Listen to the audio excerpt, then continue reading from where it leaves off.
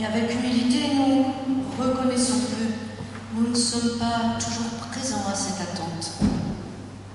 Ô Éternel, je veux ce matin déposer ma vie devant toi, toute ma vie.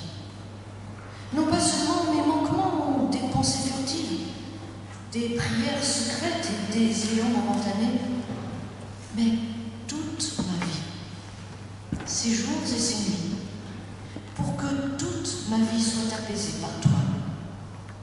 J'ai besoin de toi et de paix. Je ne me méprise pas, je ne te demande pas de m'abaisser. Je te demande, Éternel, de me libérer de l'angoisse de vouloir tout maîtriser, de me délivrer de la pensée que je dois faire mes preuves à chaque instant. Ô Éternel, rappelle-moi que la paix vient de toi, que l'amour vient de toi, que l'espérance vient de toi. Amen.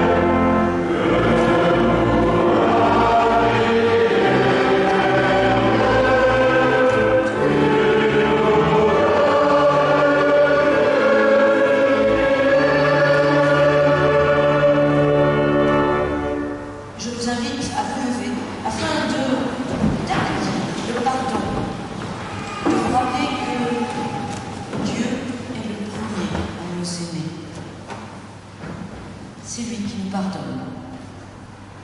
Dieu est l'harmonie du monde. Il est l'espace protecteur.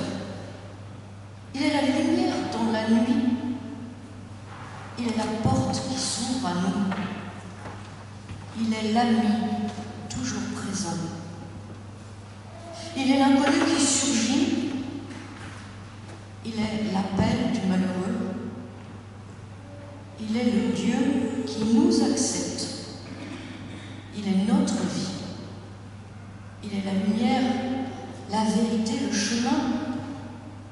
Il est notre sauveur. En cet instant, oui, Dieu nous pardonne. Chantons-lui à nous notre reconnaissance.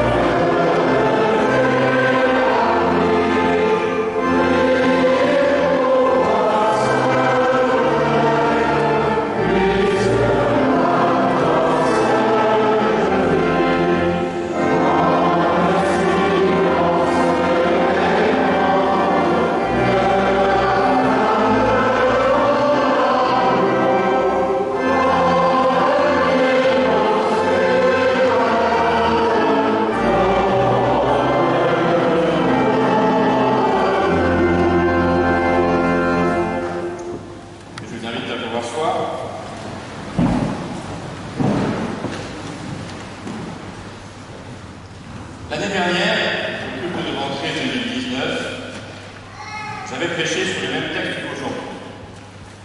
Alors ce n'est pas par finisperie de ma part parce que je suis en temps sabbatique, mais parce que j'ai eu ce curieux sentiment, comme beaucoup, que cette année était un peu particulière et inachevée, et qu'il fallait en quelque sorte la reprendre, se redonner de l'élan pour ce que nous voulions faire.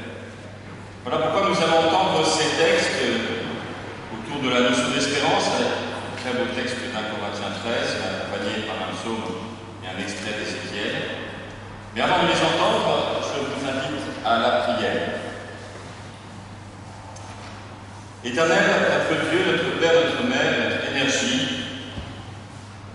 nous avons besoin dans ce monde où l'avenir est incertain, nous n'avons pas de visibilité sur ce que sera notre monde de demain et même d'aujourd'hui.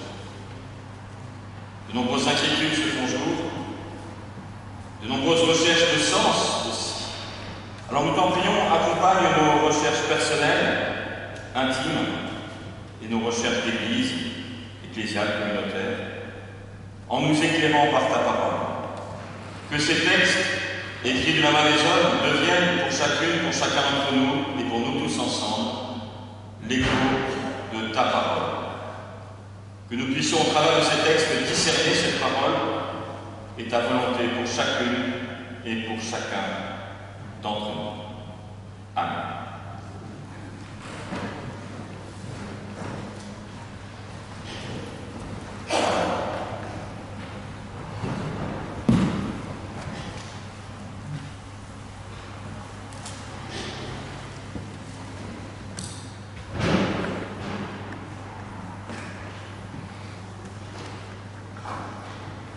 Psaume 25, versets 20, 21.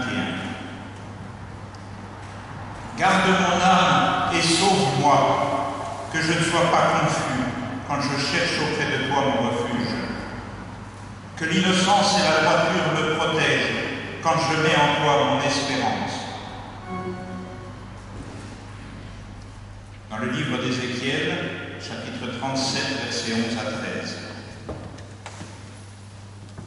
Il me dit, « Fils d'homme, ces ossements, c'est toute la maison d'Israël. » Ils disent, « Nos ossements sont desséchés, notre espérance a disparu, nous sommes en pièces. » C'est pourquoi prononce un oracle et dis-leur, « Ainsi parle le Seigneur Dieu, je vais ouvrir vos tombeaux.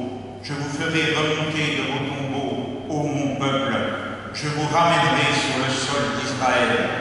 Vous connaîtrez que je suis le Seigneur quand j'ouvrirai vos tombeaux et que je vous ferai remonter de vos tombeaux, ô mon peuple. »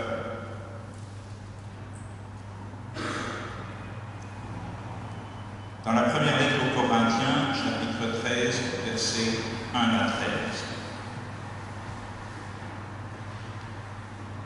Quand je parlerai en langue, celle des hommes et celle des anges, s'il me manque l'amour, je suis un métal qui résonne, une cymbale retentissante. Quand j'aurai le don de prophétie, la science de tous les mystères et de toute la connaissance, quand j'aurai la foi la plus totale, celle qui transforme les montagnes, s'il me manque l'amour, je ne suis rien. Quand je distribuerai tous mes biens aux affamés, quand je livrerai mon corps aux flammes, s'il me manque l'amour, je n'y gagne rien. L'amour rend patience, l'amour rend service, il ne jalouse pas, il ne plastronne pas, il ne s'enfle pas d'orgueil, il ne fait rien de laid, il ne cherche pas son intérêt, il ne s'irrite pas, il n'entretient pas de rancune, il ne se réjouit pas de l'injustice, mais il trouve sa joie dans la vérité. Il excuse tout, il croit tout, il espère tout, il ennuie tout. L'amour ne disparaît jamais. Les prophéties, elles seront abolies. Les langues, elles prendront fin. La connaissance, elle sera abolie. Car notre connaissance est limitée, et limitée notre prophétie. Mais quand viendra la perfection, ce qui est limité sera aboli. Lorsque j'étais enfant, je parlais comme un enfant. Je pensais comme un enfant, je raisonnais comme un enfant. Devenu homme, j'ai mis fin à ce qui était propre à l'enfant. À présent, nous voyons dans un miroir et de façon confuse. Mais alors, ce sera face à face. À présent, ma connaissance est limitée. Alors, je connaîtrai comme je suis connu. Maintenant, donc, ces trois-là demeurent, la foi, l'espérance et l'amour. Mais l'amour est le plus grand.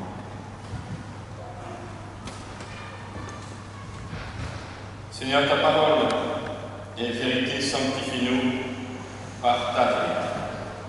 Amen. Et je vous invite, si vous voulez bien vous lever pour chanter le cantique 35-20, les strophes 1, 2 et 4. 1, 2 et 4, 35, 20.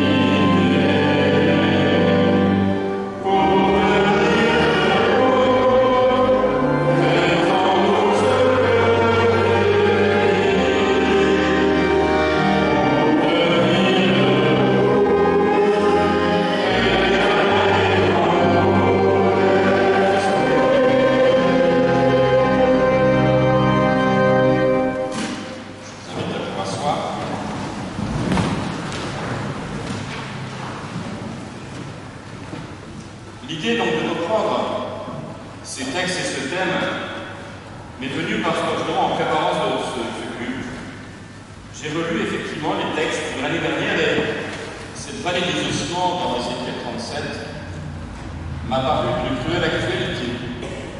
Effectivement, dans ce monde où on se balade masqué, on a l'impression d'être tous un peu des squelettes au fond. Ce texte résonne encore plus, il est plus proche encore de nous. Et l'espérance que nous avions mis comme mot au programme pour notre année 2019-2020, oui, nous l'avons tenu. Mais nous avons tous un sentiment peut-être d'inachevé, d'année tronquée. Même si les uns et les autres, nous nous sommes adaptés pendant le confinement et après, et nous avons trouvé de nouvelles formes d'église, et d'ailleurs nous allons bien sûr avec le conseil en tirer toutes les leçons et peut-être prolonger certaines formes que nous avons inventées. Mais notre monde, on le voit bien, on le voit bien encore dans les rues de Paris, ne va pas bien. Mais qu'en faire? Est-ce qu'on peut se morfondre devant les infos en boucle, devant nos télévisions ou nos radios? Ou bien oser quand même, malgré tout encore, réitérer le mot espérance, quitte à passer pour un grand naïf, mais nous sommes habitués, à la limite du bonheur. On peut se persuader qu'il n'y aura pas de deuxième vague. Écoutez un professeur médiatique qui adore on parle public, donc je ne vais pas citer son nom, qui dit non, deuxième vague impossible. Et voilà, on y est. On peut appliquer la méthode Coué en disant je vais bien, tout va bien, et tout ira mieux. C'est pas si facile. L'être humain est incroyable en cela. Dès qu'il rencontre des périodes comme celle que nous vivons, il invoque immédiatement la responsabilité des autres.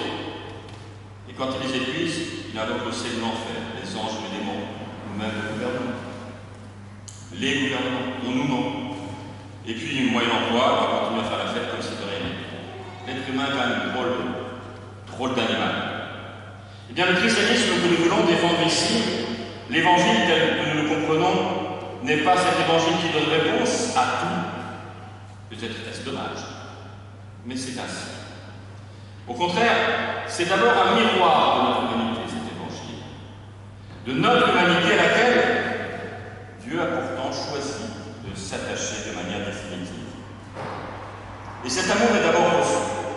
Comme le décrit la première épître de Paul aux Corinthiens, chapitre 13, l'espérance y est rattachée.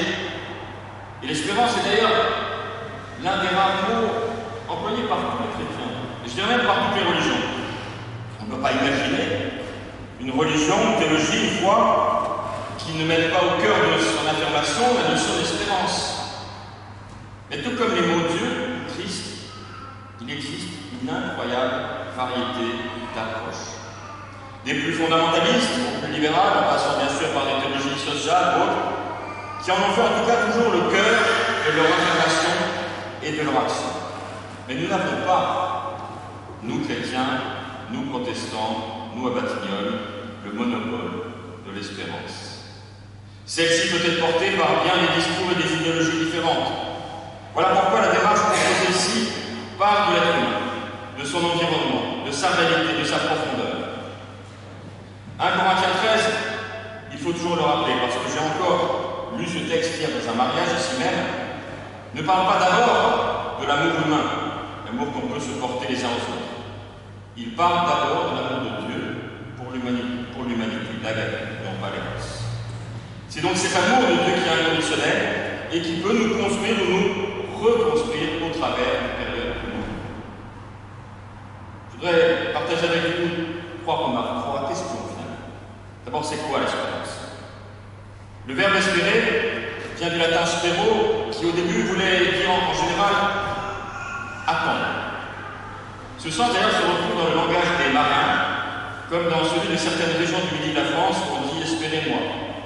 Mais aussi d'ailleurs curieusement, ça j'ai découvert il y a quelques temps, en espagnol, peut-être parmi les gens qui parlent espagnol, une salle d'attente chez un médecin s'appelle une salle d'espérance. Marquez, c'est mieux pour aller voir son médecin d'avoir un peu d'espérance. Mais j'aime bien cette idée que dans l'espérance, il y a, c'est vrai, cette dimension d'attendre. Nous attendons la fin de la pandémie. Alors remontons plus loin que là, remontons à l'hébreu. Il arrive que nos versions rendent occasionnellement par espérer ou espérance les termes hébreux dont la racine exprime l'union voisine. Ainsi, bata, par exemple, qui signifie un état de tranquille sécurité, de confiance, presque de foi. C'est aussi cela l'espérance, une forme de sérénité qui n'est pas toujours facilement acquise d'ailleurs. Il y a aussi Kazan, qui évoque les reins, et là l'idée de s'appuyer, l'idée de solidité. Quelque chose sur lequel on peut effectivement s'appuyer et ne pas avoir le sentiment dans nos vies d'être comme dans des sables mouvants, d'avoir des fondations solides et d'avoir les pieds sur terre. Mais c'est essentiellement un troisième mot, tikva, en hébreu qui désigne proprement l'espérance. La racine de ce mot d'ailleurs évoque la tension comparable à celle d'une corde, ou plus précisément d'une attache, d'une ancre par exemple, de bateau, qui se trouve aussi dans notre verbe attendre. C'est la patience ferme, endurante, tournée vers un bien à venir. Car c'est cela au fond, l'essentiel de l'espérance. C'est une sérénité, c'est une solidité, c'est une patience, mais c'est autant une action. On ne va pas attendre la fin de la pandémie, on va la combattre.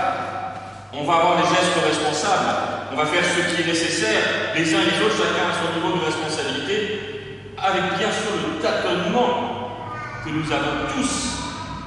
Alors cessons d'accuser tel ou tel, sous prétexte qu'il a fait des erreurs, mais qui n'en aurait pas fait à la place d'un autre. Deuxième question, deuxième remarque, l'espoir. En français, notre langue, confond souvent ces deux mots, espoir et espérance. Pourtant, tous les opposent. Ne dit-on pas, quand la situation est vraiment désespérée, que l'espoir fait vivre? L'air de dire qu'il n'y a en fait plus rien à faire. L'espoir relève en effet de l'impossibilité humaine d'agir sur le lendemain, en sachant que notre comportement dans les heures à venir, finalement, n'y changera rien. L'espoir, c'est un moi, c'est creux. C'est baisser les bras. On peut aussi avoir l'espoir à la manière de méthode creux, en s'auto-persuadant. Hélas, d'ailleurs, le christianisme, c'est trop souvent, disons-le, laisser aller à cette passivité en maintenant, par exemple, des peuples entiers dans la misère, en leur faisant miroiter un espoir de paradis, mais bien sûr pour plus tard, et surtout pas pour aujourd'hui. Certaines formes de prière aussi, disons-le, peuvent laisser croire que Dieu fera tout. Le constat, par exemple, d'une non-guérison pourtant souhaitée, priée, invoquée, n'en est que plus amer. Affirmer la toute-puissance de Dieu et l'impuissance humaine peut générer de la culpabilité et de la souffrance. Ai-je mal prié alors? Qu'ai-je fait pour mériter mon destin? Qu'ai-je fait au bon Dieu pour mériter ça?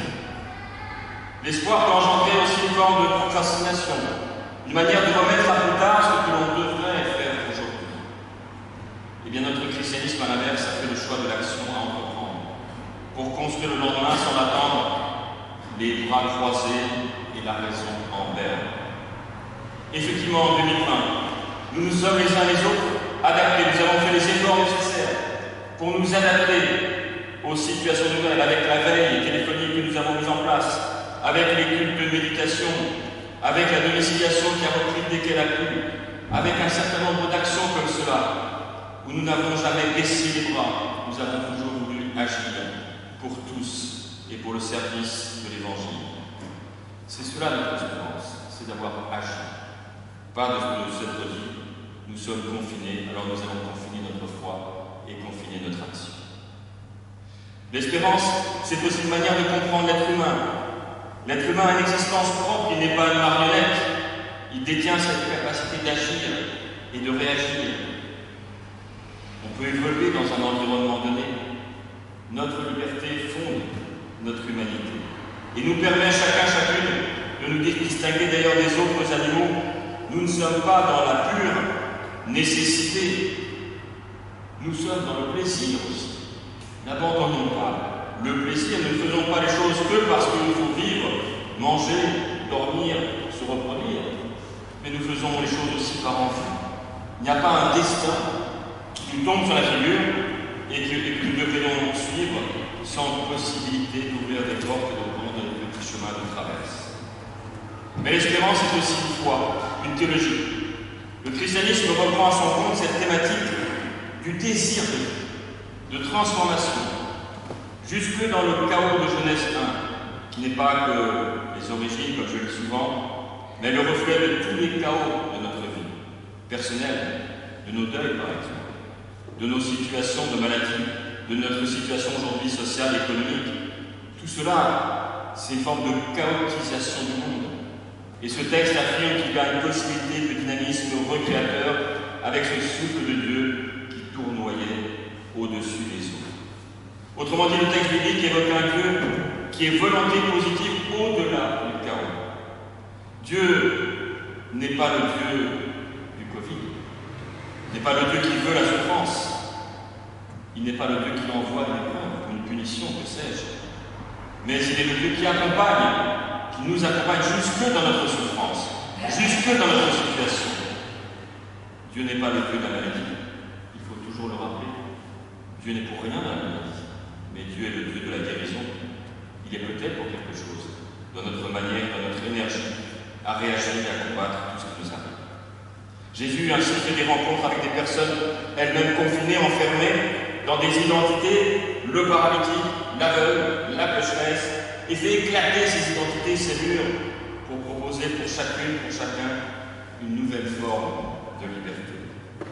Le Jésus des évangiles est presque toujours d'ailleurs en mouvement, en marchant, comme s'il refusait l'idée d'être statique. Jésus est inconfinable. Il n'est pas réductible à un état. Il n'est pas dénué d'existence d'inévitable.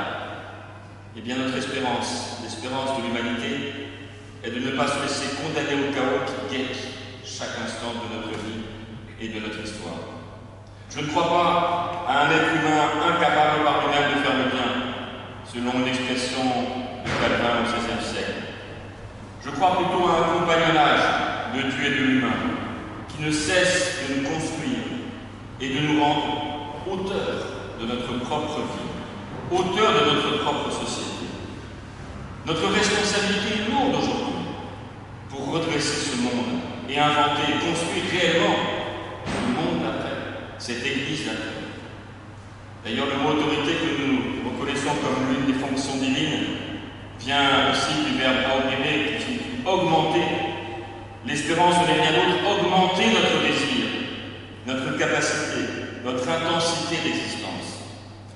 Alors en 2019, je voulais mettre notre année 2019-2020 sous le signe de l'espérance. Je voudrais que 2020-2021 soit sous le signe du désir. Soyons une église désirante. Ce serait pas mal d'enfin désirer. Et même quand on doit faire les choses, d'arriver à désirer ce que l'on doit faire. D'arriver à désirer venir au culte. D'arriver à désirer prier. D'arriver à désirer partager. Désirer reprendre des repas ensemble. Nous ne pouvons pas encore le faire, hélas, mais ça viendra, et en tout cas, tel est notre désir. Amen.